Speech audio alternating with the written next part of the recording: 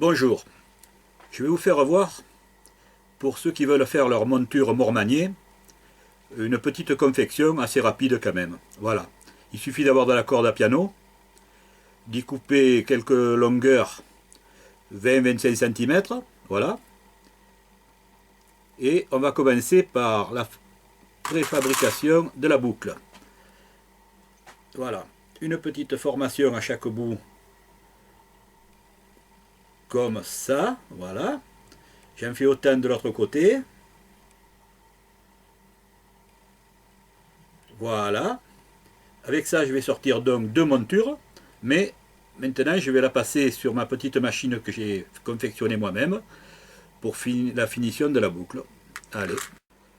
Voilà ma petite machine. Voilà ce qui me permet de finir des boucles à peu près correctes. Voilà. Là, j'ai mes brins qui sont prêts, demi-formés à chaque bout, ce que je vais vous faire voir dans une petite seconde. Ici, c'est ce que ça donne fini, vous voyez. Voilà. Voilà. J'en fais deux montures par morceau. Voilà. Allez, on va faire les boucles. Voilà, j'ai mis la première, je l'ai mise déjà en position dans la machine, voilà. Ici, un petit coup d'accélérateur. Et voilà, c'est fini. Une, je la tourne. Voilà. Je la tourne, je la goupille dans le petit mandrel. Je reprends mon petit bout. Il faut pas. Voilà, un coup d'accélérateur.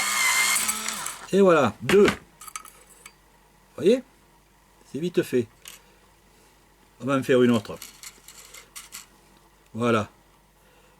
Je la mets dans le guide.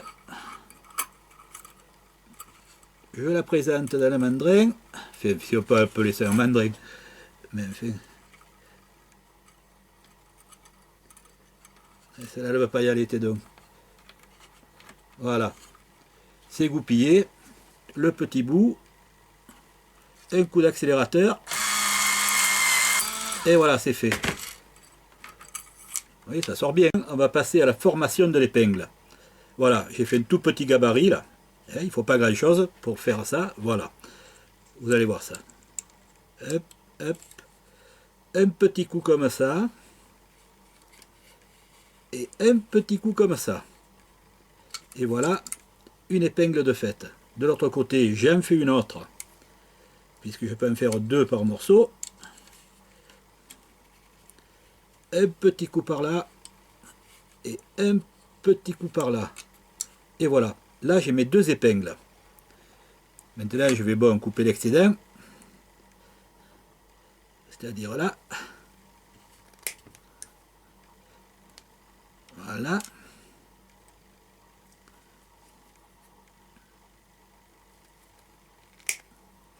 Et voilà. Bon, il fallait juste un peu les arranger, mais en fait, c'est vite fait. Voilà. Voilà une épingle finie. Une. Et voici l'autre. Voilà. Elles sont nickel chrome, ces épingles. Voilà. Vous voyez? Deux épingles de fait. C'est pas fini, mais on avance. On va commencer à armer les épingles. Puisque les épingles sont faites, on va commencer à les armer. Hein? Déjà, je vais vous faire voir là. Oui, il n'y a rien d'extraordinaire, mais enfin, le couteau à refendre les plombs. Voilà. Fabrication maison, bien sûr. Les plombs, je ne vous dis pas, c'est moi qui les coule aussi. Voilà. On présente le plomb. On appuie. Et clac. Votre plomb est refendu. Tout ça pour le placer. Voilà, le plomb est bien fendu, pas de problème. Voilà, voyons. Maintenant, on va passer. Bon, le couteau, je n'ai plus besoin parce que, une fois, vous avez compris. Maintenant, on va passer aux agrafes. Voilà, je l'ai dit. Alors, les agrafes, c'est toujours pareil, ça. J'ai mon petit système. Hein. pour les faire, il suffit d'avoir un fer plat de cette grandeur, vous voyez, la largeur qui correspond aussi à la largeur du plomb. Hein. Voilà, il faut que ça fasse à peu près comme ça. Hein. Alors là, j'enroule ma corde à piano. Allez en avant, je fais une vingtaine de tours. Et crac, un coup de lapidaire. Et hop, ça me donne ces épingles. Alors ça sert à armer la fameuse épingle là. La tête plombée, on va y mettre d'ailleurs. Voilà, c'est plutôt comme ça que ça s'appelle. Je passe ça. Je mets mon épingle là. Voilà. Là, il reste à donner un petit coup de pince pour refermer le plomb. Voilà qui est fait. Et voilà, j'ai ma tête de plombée sur l'épingle. Voilà, elle commence à être armée. C'est pas fini, mais on va faire le reste. Maintenant, on va y mettre, oui, alors le fil de ligature. Le fil de ligature, c'est du fil de cuivre que je récupère dans des vieilles bobines, là. Bon, puis je les mets à profit, quoi. Je coupe des bouts de, bon, disons 25 cm. Hein. Voilà, un. Là, je vais en faire deux, puisqu'il se présente comme ça. Voilà. Et alors là, je passe mon fil dans le trou de l'épingle. Tout le monde l'aurait deviné.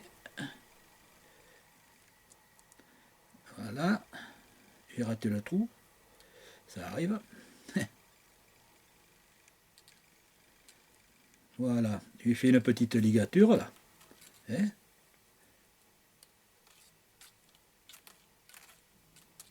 Et voilà. Et c'est avec ce fil que on bloque le poisson sur l'épingle. Voilà. Hein. Bon, ça, vous avez dû le voir faire. C'est pas bien compliqué. Voilà. Alors là, il ne manque plus que l'hameçon pour dire que le soit armé. Mais l'hameçon, je laisserai le soin, vos soins à vous de le mettre, cet hameçon là, parce que bon, c'est bien long à faire, et enfin bien long, c'est pas commode. Mais je vais vous faire voir un peu ce que ça donne, quoi. Voilà. Voilà un hameçon qui a été mis. Vous le mettez à la distance que vous voulez, c'est-à-dire suivant la longueur de votre poisson, à locher sur l'épingle là. Et puis voilà, c'est fait. Hein. Moi, je mets des gros triples. Hein. Bon, ça me convient, j'ai du résultat. Mais fait, après, chacun peut mettre le triple qu'il veut. Hein. C'est exactement comme le grammage. Le grammage de votre monture, il peut varier de 10 grammes à 22 grammes, ou peut-être plus même à la limite. Et moi, je pêche avec 18 grammes. 18 grammes, pour moi, je trouve que ça peut aller, quoi. Malgré que je pêche dans du courant. Hein.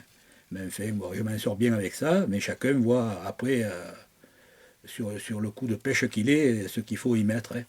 Voilà. Et bien je crois que j'ai fait le tour. Voilà une monture de fête. À vous de voir ce que vous pouvez faire. Maintenant, si vous avez besoin de quelques renseignements, il n'y aura pas de problème. Je vous représente là quelques montures finies. Voilà, et fini à faire, et il y a du travail sur la planche quand même, mais enfin bon, c'est pas, voilà, un ensemble, il ne faut pas grand chose comme matériel, hein, 2-3 pinces, de la corde à piano, et bon, et après un peu d'imagination, quoi, voilà, je vous présente tout mon petit matériel, et je vous souhaite bonne pêche, et peut-être un de ces jours au bord de l'eau. Allez, à plus!